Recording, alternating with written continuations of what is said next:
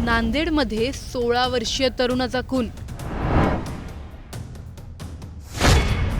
मारणारे देखील अल्पवयीनच.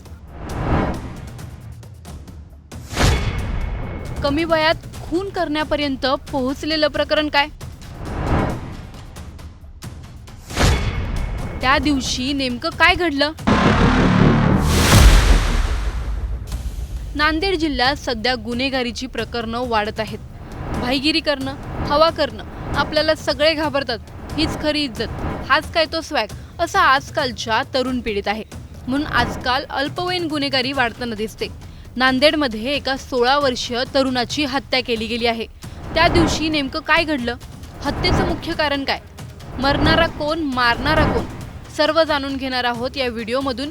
त्यामुळे हा व्हिडिओ शेवटपर्यंत नक्की पहा आणि टाइम्स नाऊ मराठीच्या सर्व माध्यमांना सबस्क्राईब आणि फॉलो करायला विसरू नका. नांदेडमध्ये एक धक्कादायक घटना घडली असून क्षुल्लक कारणावरून 3 अल्पवयीन आरोपींनी एका 16 वर्षीय मित्राच्या पोटात चाकू भोसकून खून केला आहे. गोवर्धन घाट परिसरात ही घटना घडली आहे. भर दिवसा घडलेल्या या घटनेनं एकच खळबळ उडाली आहे. दरम्यान घटनेच्या काही तासाच्या आत पोलिसांनी 3 अल्पवयीन आरोपींना ताब्यात घेतलंय. कमलप्रीत सिंग उर्फ प्रिन्स खालसा असं मयताचं नाव आहे. राहणार दिलीप सिंग कॉलनी.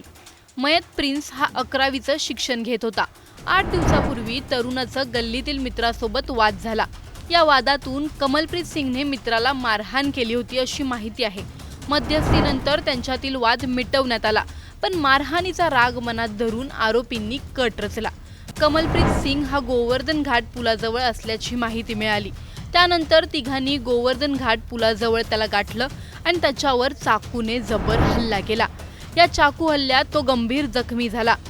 जखमी अवस्थेत त्याला स्कूटीवर कौठा भागातील एका खासगी रुग्णालयात उपचारासाठी दाखल देखील करण्यात आलं होतं. रक्तस्राव झाल्याने कमलप्रीत सिंह याचा उपचारादरम्यान मृत्यू झाला.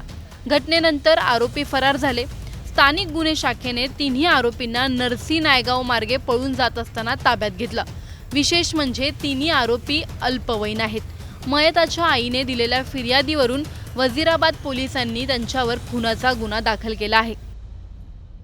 16 वर्षांचा मुलगा आणि त्याचे मारेकरी पण अल्पवयीनच. हे समाज नेमकं कुठं चाललंय? क्षुल्लक कारणावरून चाकू उचलणाऱ्या या पिढीला भीतीचं, कायद्याचं, मानवी मूल्यांचं महत्त्व उरलंय का? स्वॅग, भाईगिरी, इज्जत या खोट्या प्रतिष्ठेच्या नशेत आणखी किती घरं उद्ध्वस्त होणार? अल्पवयीनांमध्ये वाढणारी गुन्हेगारी थांबवण्यासाठी शाळा, पालक, समाज नेमकं कोण जागा होणार? सोशल मीडियावरची हिंसक नशा, रील्सची दिखाऊ दादागिरी याचा परिणाम किती भीषण रूप घेणार?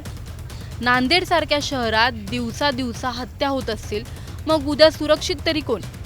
3 अल्पवयीन आरोपी ताब्यात आलेत, पण प्रश्न तोच राहतो, या सिस्टमनं अशा गुन्हेगारांना तयार होऊच कसं दिलं? एका आईने आज आपला मुलगा गमावला. त्याला जबाबदार कोण? समाज, पालक की आपण सगळे मिळून? आणि सर्वात मोठा प्रश्न, अशा घटना थांबणार कधी? की पुढचा बळी पुन्हा एकदा अल्पवयीनच असणार? तुम्हाला या प्रकरणी काय वाटतं? आम्हाला कमेंटमध्ये नक्की कळवा आणि व्हिडिओ आवडल्यास लाईक करायला विसरू नका. तसंच नवनवीन अपडेट्ससाठी टाइम्स नाऊ मराठीला नक्की फॉलो करा.